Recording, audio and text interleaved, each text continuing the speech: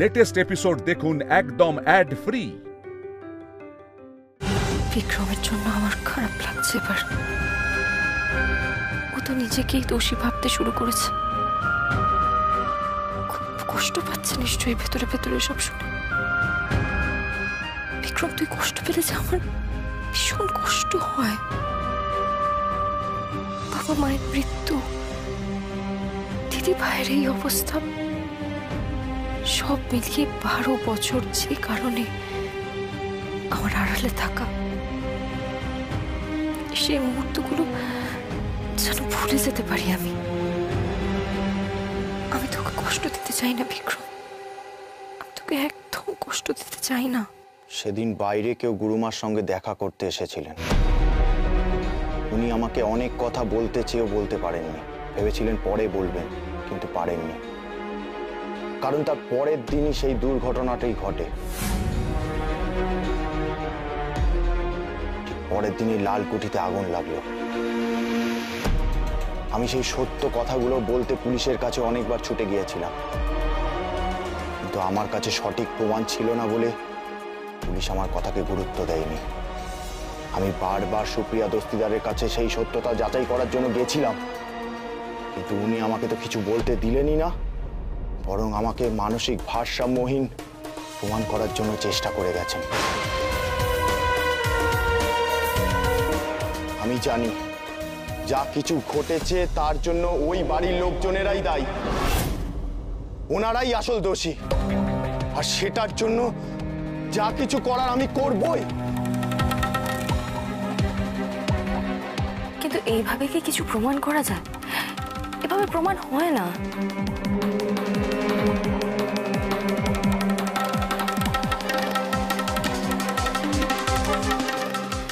দেখুন, আমার মনে হয় না যে আন্টি এত কিছু করতে পারে। হ্যাঁ, আন্টি একটু বদমেজাজি, একটু রাগী, মুখের ওপর কথা বলে দিতে পারে, স্পষ্টবাদী, কিন্তু তার মানে এমন নয় যে আন্টি এইরকম একটা জঘন্য কাজ করতে পারে বলে আমার মনে হয় না। আমি বিশ্বাস করি না। আপনার কোথাও কোনো ভুল হচ্ছে না তো? না না না, ও যখন বলছে তখন হতেই পারে। এত বছর ধরে আমিও তো শুনেছি অনেক কিছু। দেখো, আমার কিন্তু মন মানছে না। এমনটা হতে পারে না। উনি হয়তো ঠিক মতো জানেনই না, একতরফা শুনে গেছেন। আর আমি তো এটাই বুঝতে পারছি না যে অলকানন্দ দেবী এত কথা ওনাকে কেন বলতে যাবেন। আমি কি কিছু ভুল বলেছি নাকি নাকি আমি না জেনে বলছি? আচ্ছা ঠিক আছে, অনেক ধন্যবাদ আপনাকে। প্লিজ আপনার সাথে আমি ফোনে কথা বলে নেবো। কি আপনি এত ব্যস্ত হয়ে পড়লেন কেন? আর আপনি আমাকে এখানে ডেকেছেনই বা কেন? আমি এমনি ডেকেছিলাম, আমি জানতাম আপনাকে বলছি তো, আমি আপনার সাথে ফোনে কথা বলে নেবো। প্লিজ এবার আসুন আপনি। আমার গুরুমা আর শেলির সঙ্গে যে অন্যায় হয়েছে তার প্রতিকার করতে হবে। আমি সব সময় আপনাদের সঙ্গে আছি, এই অন্যায় বদলা নিতেই হবে। ঠিক আছে ঠিক আছে, অনেক ধন্যবাদ। প্লিজ আপনি আসুন এবার, আসুন আসুন। আমার বিশ্বাস, আমার অবিশ্বাস সব গুলিয়ে যাচ্ছে রে জিনি। আমি কি করবো কিছু বুঝতে পারছি না, আমার সব গুলিয়ে যাচ্ছে। বিক্রম, এরকম করিস না। কেন এরকম করছিস তুই? এভাবে তো কাউকে দোষী প্রমাণিত করা যায় না। মানুষের বিশ্বাস হারানো পাপ। প্লিজ বিক্রম। তোমরা এসেছো বা আমাকে ময়না বললো, আমরা একটু বেরিয়েছিলাম। অনামিকা, তোমরা আসবে বলবে তো আগে। না না না, অনামিকা নয়, ও তো চিনি।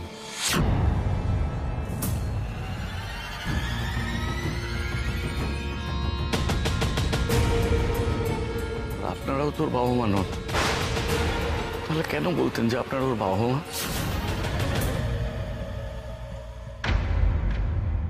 আমার না সব বিশ্বাস গুলিয়ে যাচ্ছে। আমি আর কাউকে বিশ্বাস করতে পারবো না, এমনকি নিজের মাকেও না। বিক্রম, তুমি কি বলছো? হয়েছেটা কি বলো তো? আমরা ওর বাবা মা নই, মানেটা কি? জিনি কি? বাবা, আমি সব বলে দিয়েছি বিক্রমকে।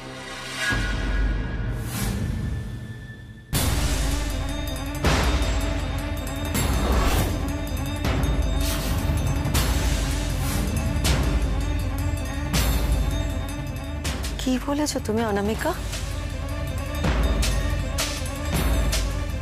বিক্রম সব জানে মা, আমার আসল পরিচয়, 12 বছর আড়ালে থাকা সবকিছু।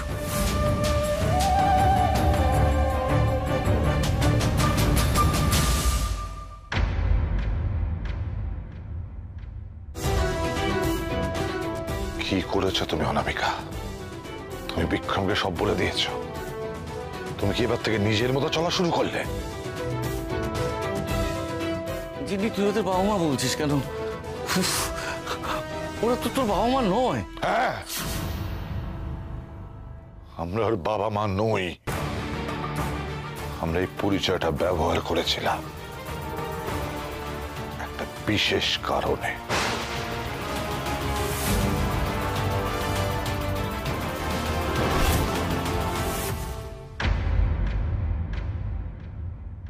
কোথাও কোথাও একটা হিসেবে গরমিল থেকে যাচ্ছে জানো।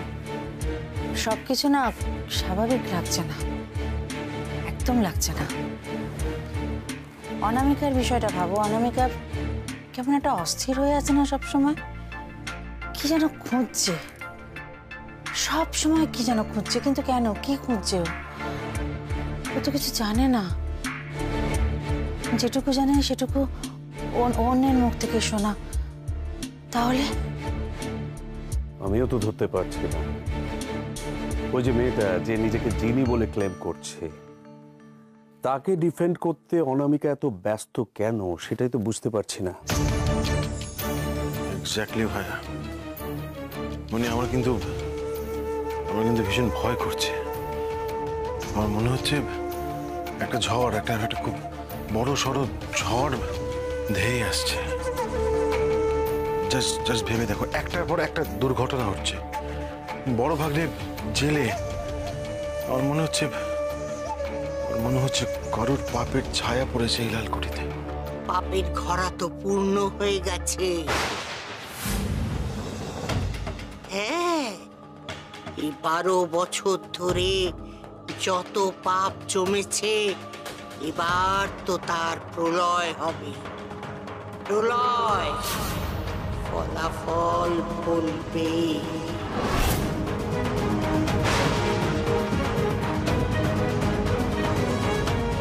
এ কি, আপনি কেন উঠে এলেন? তোমার কি কিছু দরকার? আমাদের ডাকতে পারতে তো। আমার মন বলছে একটা ঝড় লালকুঠিতে আছড়ে পড়বে খুব তাড়াতাড়ি। পাপের বিনাশ ঘটাতে সবকিছু তোলপাড় হয়ে যাবে, আমি স্পষ্ট দেখতে পাচ্ছি। এই সংকেত আমার চেনা, এ তো মহাপ্রলয়ের ইঙ্গিত। সাবধান, খুব সাবধান।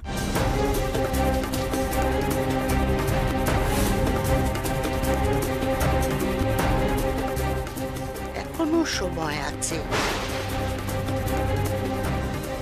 হাঁটু মুড়ে বসে ক্ষমা চেয়ে নে সবাই,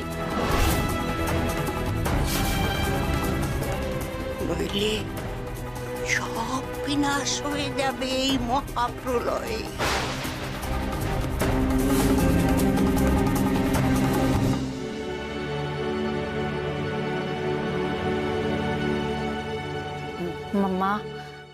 মা এসব কি বলে গেলেন গো?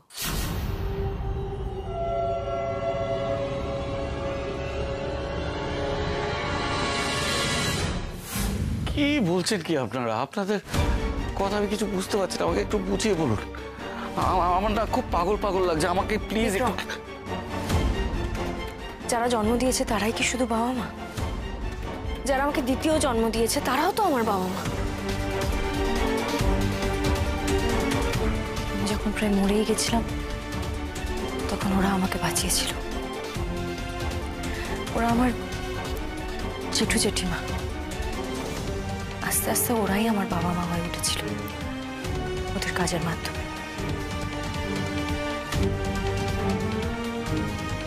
একটা গল্প শোনো বিক্রম, তাহলে তোমার বুঝতে সুবিধে হবে কি করে জেঠু আর জেঠিমা থেকে আমরা বাবা মা হয়ে উঠলাম।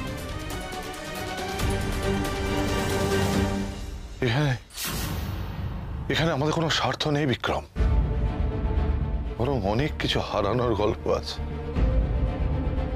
অনেক কিছু। আমি আমার ছোট ভাইকে হারিয়েছি, আমার পরিবারকে হারিয়েছি,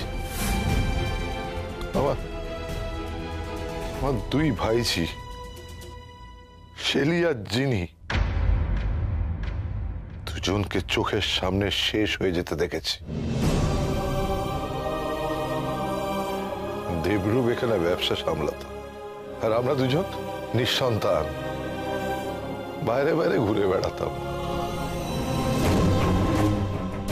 আমাদের কাছে সবকিছু ওরাই ছিল। ওরা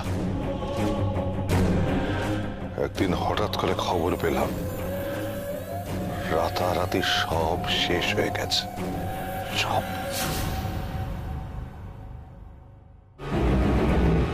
যখন ফিরে এলাম, লালকুঠিতে মুখের ওপর দরজা বন্ধ করে দেওয়া হলো।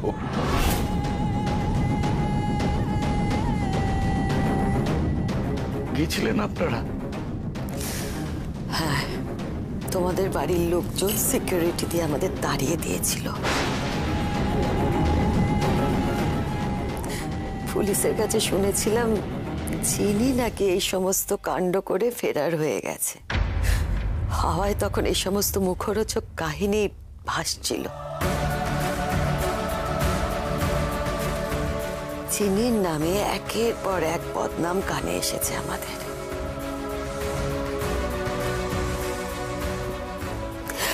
আমাদের না কিছু করার ছিল না তখন। শুধু শুনতে পাচ্ছি, জানতে পারছি শেলি নাকি মানসিক ভারসাম্য হারিয়ে ফেলেছে।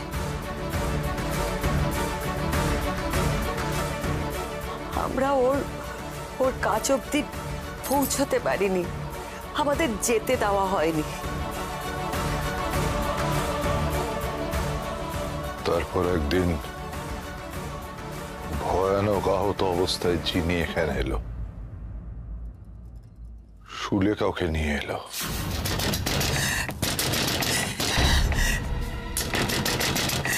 কে তুমি? আমি অনেক কষ্টে এই কদিন আমি ওকে আগলে রেখেছিলাম।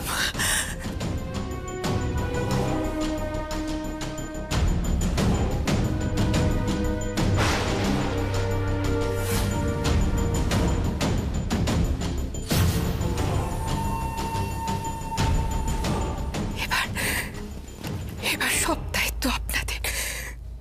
আমার কাছে থাকলেও বাঁচবে না, ও বাঁচবে না। ওরা খবর পেয়ে যাবে, ওকে মেরে ফেলবে, ওকে মেরে ফেলবে।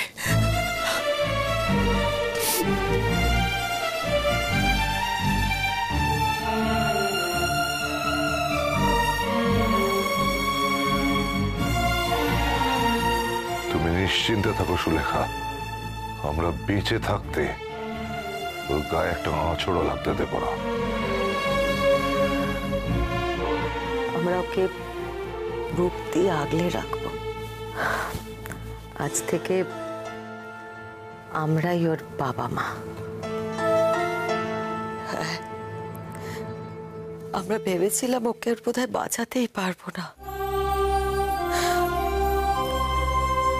দিনের পর দিন ওর পাশে থেকে ওকে সেবা করতাম।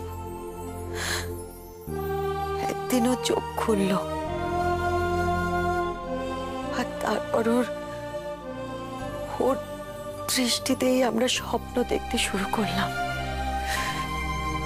এই পরিবারকে, এই বাড়িকে যে শেষ করেছে তাকে শাস্তি দেওয়ার স্বপ্ন। একদিন সুলেখাই এই বুদ্ধিটা দিল। ঠিক করে নিলাম কিভাবে এগোতে হবে। তারপর শুরু হলো জিনিকে অনামিকা করে গড়ে তোলার পালা। চিনি থেকে অনামিকা হয়ে ওঠা জার্নিটা কিন্তু সহজ ছিল না। আমরা নিজের হাতে একটু একটু করে ওকে গড়ে তুলেছি, যাতে কেউ ওকে চিনতে না পারে আর ও নিজের লক্ষ্যে এগিয়ে যেতে পারে। এবার বুঝতে পারছো বিক্রম, আমাদের স্বার্থ ঠিক কোথায়? আমরা চাই তোমাদের পরিবারে যে অপরাধী লুকিয়ে আছে, যেই অন্যায় কাজটা করেছে, তার কঠিন শাস্তি হোক। সেই শাস্তি যদি আইন দিতে না পারে তাহলে আমরা দেব।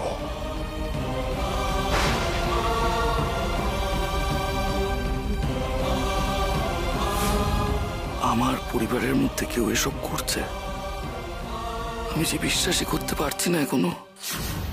সবাই তো মাকেই সন্দেহ করছে।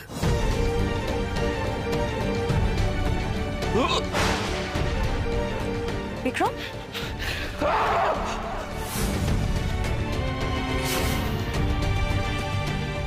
বিক্রম,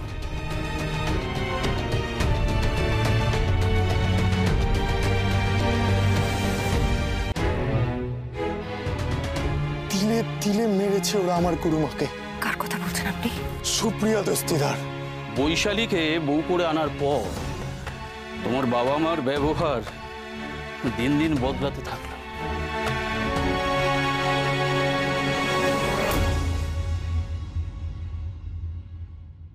এই নে তোর কফি।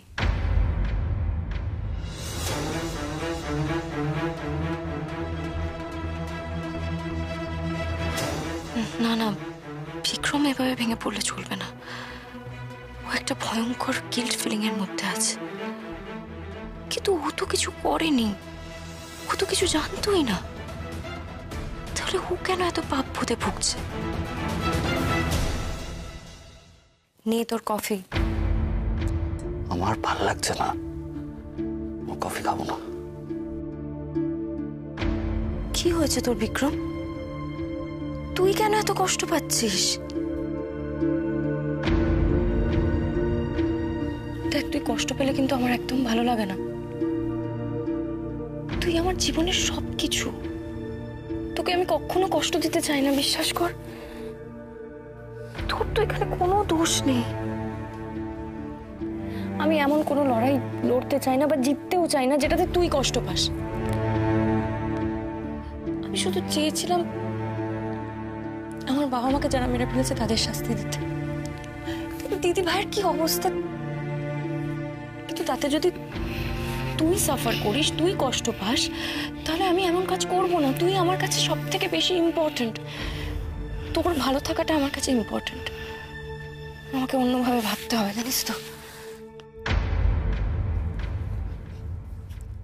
তা হয় না, অন্যভাবে ভাবতে হবে মানে কি? কি বলছিস তুই? আমার তো তোর কাছে ক্ষমা চাওয়া উচিত। আমার জন্য তোর পরিবারের যা ক্ষতি হয়েছে আমি ভাবতে পারি না। না তুই, আমার শরীরে একটা খুনের রক্ত, একটা অপরাধীর রক্ত বইছে, তুই ভাবতে পারিস? বলতো, তুই ভাবতে পারিস? বিক্রম, এরকম করিস না প্লিজ।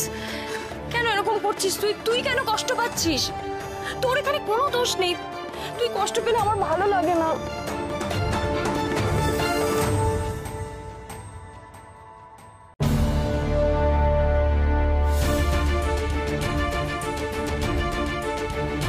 তোকে আজ আমাকে একটা কথা দিতে হবে। কি কথা? আগে বল দিবি। আরে আগে বল না কি কথা। আমি নিশ্চয়ই এমন কিছু চাইবো না যা তুই পারবি না। ঠিক আছে, বল। তুই আমাকে কথা দে, যে কাজের জন্য নিজেকে 12 বছর ধরে তিল তিল করে তৈরি করেছিস, সে কাজ থেকে তুই কখনো সরবি না। সত্যি যতই কঠিন হোক, সেই সত্যির রাস্তা তুই কখনো ছাড়বি না। শুধু তোর বাবা মায়ের উপর হওয়া অত্যাচার নয়, শেলির উপর অত্যাচার হওয়া নয়, এমনকি তোর উপর হওয়া অত্যাচারও নয়। গত 12 বছর ধরে আমি আমি যে কষ্ট পেয়েছি তোকে তার প্রতিশোধ নিতে হবে। গত 12টা বছর আমি যে যন্ত্রণায় কাটিয়েছি, যেভাবে কষ্ট পেয়েছি, তার প্রত্যেকটা দিনের হিসেব তোকে নিতে হবে জেনে। তুই আমাকে কথা দে, তুই তোর লক্ষ্যে অবিচল থাকবি, তুই তুই তোর প্রতিশোধটা নিবি। আমি তোর কাছে একটা স্পষ্ট উত্তর চাইছি জেনে।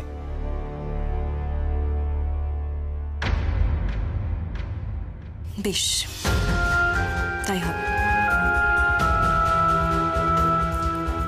শুধু আমাকে কটা প্রমাণ জোগাড় করতে হবে রে।